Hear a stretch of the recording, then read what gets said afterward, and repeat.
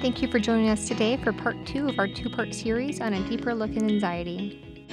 One of the things that you talk about a lot, which is called social referencing. Mm-hmm. Yes.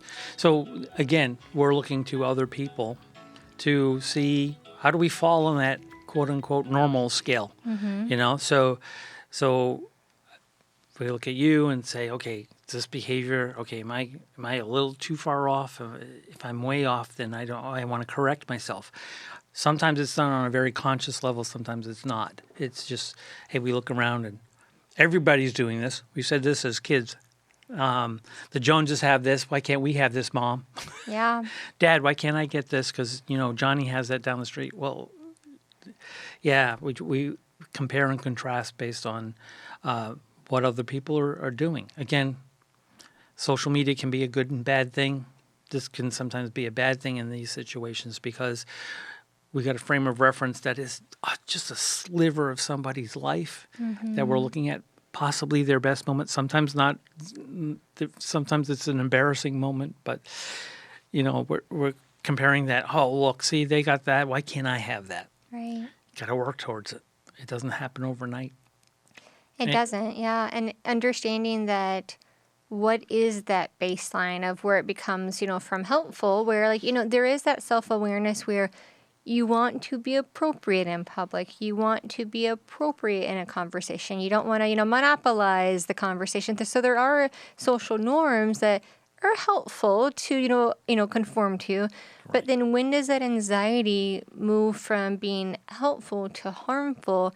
And you don't know what you don't know. Right, exactly. So moving on into the next category, we have phobia-related disorders. Now, phobia is an intense fear or an aversion to a specific thought, a specific situation, a specific thing.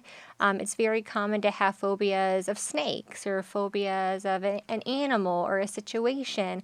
A lot of people have, fear of heights or fear of, small places. Some people even have fear, of leaving their home. And so the underlying issue, again, with anxiety, it's fear. And so, Kirk, when we think about a phobia-related disorder, what would you say maybe is different about phobic disorders versus generalized anxiety and social anxiety? So, okay, so with phobias, it is related to a specific thing typically. The excessive worry and fear around a specific object or specific situation. So you mentioned public speaking. Mm-hmm. There's that social fear of being in front of people and talking in an open forum. The fear of crowds, which is a little bit more in the realm of agoraphobia, which we'll get into more specifically here in a minute. But it's intense upon coming toward that object or being near that object. Elevators, some people are afraid of small spaces, claustrophobia. So elevators might be a tricky one for them because we're talking a very small space where sometimes a lot of people get in there. I personally get a little nervous around elevators, so I particularly choose stairs if I have the capability of it. But having been in New York City many times, there's some buildings that stairs just are not realistic. So you get yourself in an elevator and do your best there. There's fear of heights. People have fear of being on a ladder, being on bridges or crossing bridges even. Some of that has to do with our instinct to survive. Some of that has to do with probably a negative connotation. Sometimes it's irrational. So, and when you get into those situations, the feelings hit you suddenly. When you're away from it, and you can sometimes talk about it, it's not so much a big deal. Well, and it's hard because there is that element of why do we experience fear? Remember, our body is very smart. It's a survival skill, right? It's a defense mechanism. Right. You need to stay alive. You need to stay safe. And so some of these fears are rooted, I think, in wisdom. So I'm not going to go and pick up a rattlesnake. That's not wise. And I think there's that healthy fear. And even with weather, there's a healthy fear associated with understanding hurricanes, understanding nature. But when that fear becomes excessive to the point of it's no longer keeping you, safe in a helpful way, now it's creating a harmful, debilitating element to your day-to-day functioning. So, an example might be someone who has that fear of snakes, right? But to an excessive proportion to where unless there's a sidewalk, they will not walk on, grass because there might be a snake there, or they won't, walk on a trail because there might be a snake.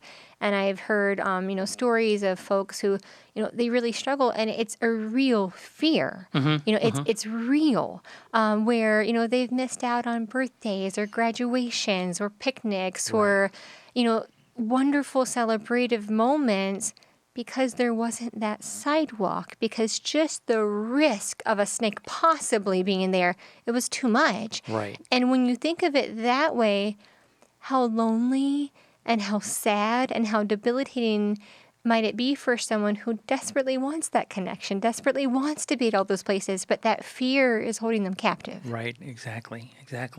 And it's, with phobias, there's different types of approaches. There's cognitive behavioral approach where you tackle the thought process going along with the behaviors and actions somebody displays, and you tackle the irrational thoughts that may be there, because sometimes the fear is rooted on not so much out of an experience, but what they've heard, what they've been told. And you mentioned, phobias around weather and stuff like this. Lots of times it's education that helps. We have anxiety because we don't understand. And so we encourage people to learn more about that, sort of an aversion kind of therapy. You expose yourself to it a little bit more. Exposure therapy, you can have it in front of you and kind of slowly get closer to it, or learning something about it, educating yourself around it. A lot of times hurricanes, a good frame of reference, people don't understand hurricanes and they come through and it's more powerful than folks who've never experienced it realize. But we do an educational process. We start talking about it. Oh my God, we're coming up soon on hurricane season. May. We started talking in May about what to do, what to prepare.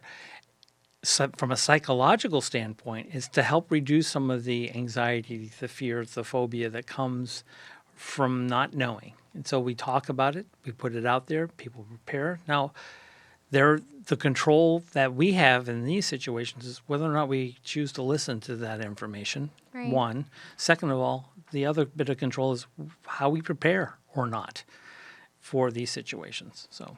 Well, and you just mentioned, aversion therapy. Sometimes we use what we call exposure therapy. And the purpose of this is really to desensitize yourself from the stimuli, right? So for what is causing the anxiety. So a good example might be, the cold shower example. So, if you, turn on your shower and it's cold water, no warm water, what's going to happen if you just jump in that cold water? You're going to have a shock. You're going to say, oh, this is cold. And it's going to feel painful because you're not used to that situation. And I think even the apprehension of, gosh, this is not going to be comfortable, heightens the experience because you're expecting it to be bad. And then you have the shock of really, really cold water on your body. But if you turn on that same cold water and you put your hand in it, and you let your hand experience it, that cold water, it's still cold. It's still going to be uncomfortable, but you tell yourself, it's cold, but I'm okay. And you let your hand get, familiar with the temperature, and then you put in your arm, and then you put in the rest of your body, and little by little you're saying, yes, it is cold, but I'm okay, and I'm safe, and I'm surviving, and I'm getting acclimated to this change in environment, and I'm okay. And I think it's that same concept of that, aversion therapy, the exposure therapy of allowing yourself in a safe way to experience the discomfort of the stimuli, whatever's causing that anxiety, and the whole time, little by little, you're experiencing it, but you're okay. Right. And I think that reminder of I can do hard things as long as it is truly in a situation to where you are safe, right? Right. We wouldn't want to go pick up that rattlesnake. Exactly. But I think understanding for non-life-threatening situations, there is a way to overcome anxiety. Now, I want to just for a minute go back and talk about risk factors. So when we think about anxiety disorders, we've talked about several. There are some risk factors associated as well as protective factors. So when I think about risk factors, the two main ones that come to mind for me, it's two categories. You have a genetic risk factor and you have an environmental risk factor, right? Right. And so there is this level of, we have seen through the sciences that anxiety can be passed down sometimes in families.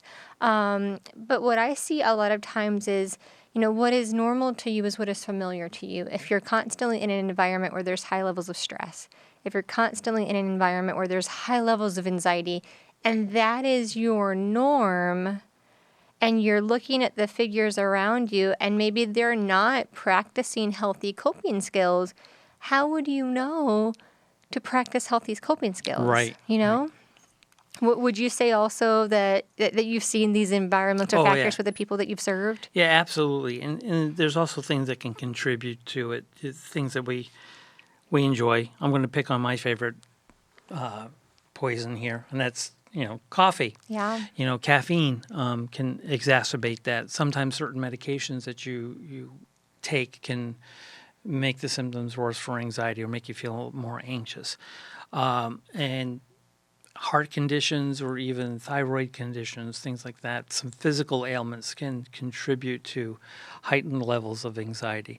But you're right. There's an element of exposure within the family, what you're used to. If you don't know any different, I go back to that frame of reference.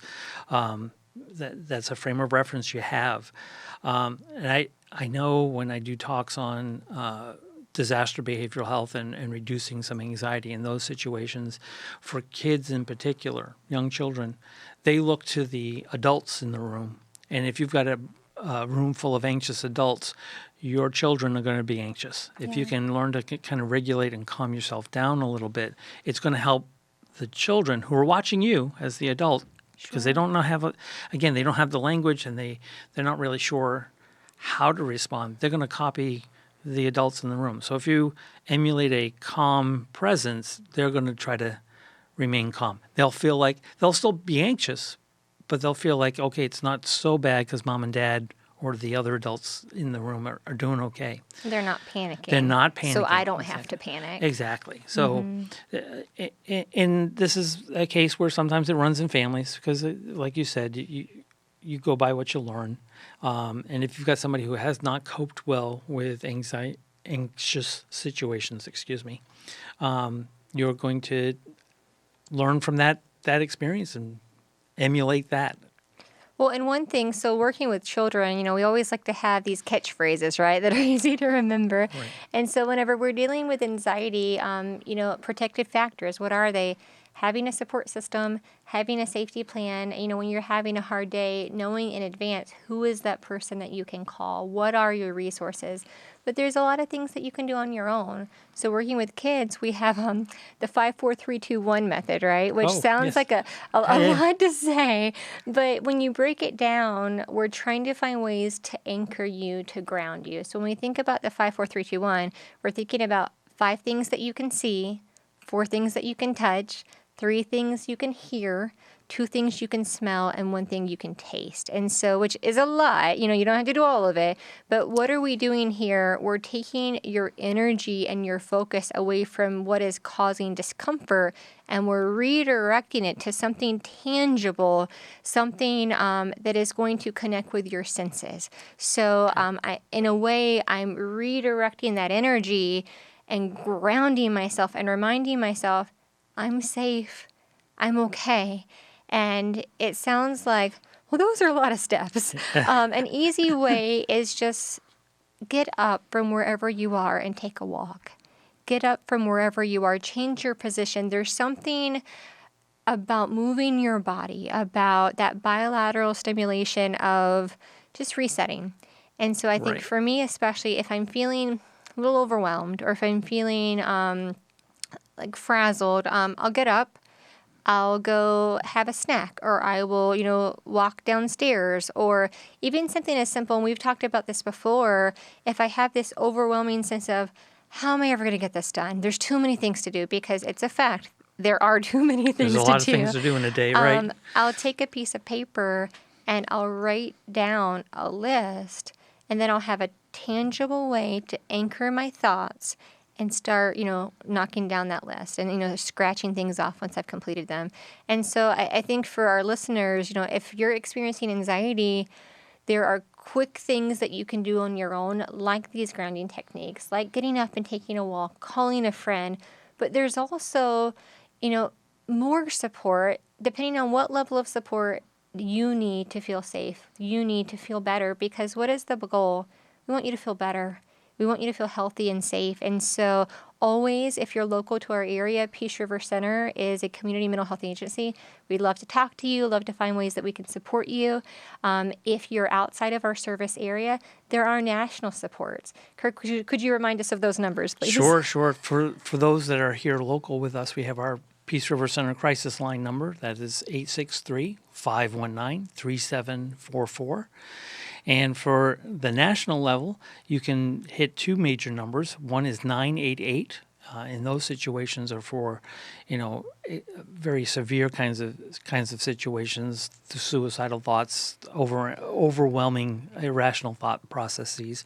And then there's also 211. 211 is more of a resource to tap you in, a resource guide, to tap you into what's available in your area, and support groups. Again, I encourage people to look up some local support groups to see what might be available, because sometimes being around somebody else who's having a similar experience to what you're going through and sharing what they've tapped into as far as resources, what they've tapped to as far as coping mechanisms, what works for them, may work for you too, maybe not, but you're trying to find more adaptive ways. And you're moving forward. You're moving forward, exactly. And that's the important part, is being able to move forward and get into that live life well. So I want to thank you for joining us today, and see you again soon. If you or someone you know is struggling with anxiety issues, you can reach us locally here in Central Florida at 863-519-3744, or on a national level, you can dial 988. Thank you for joining us.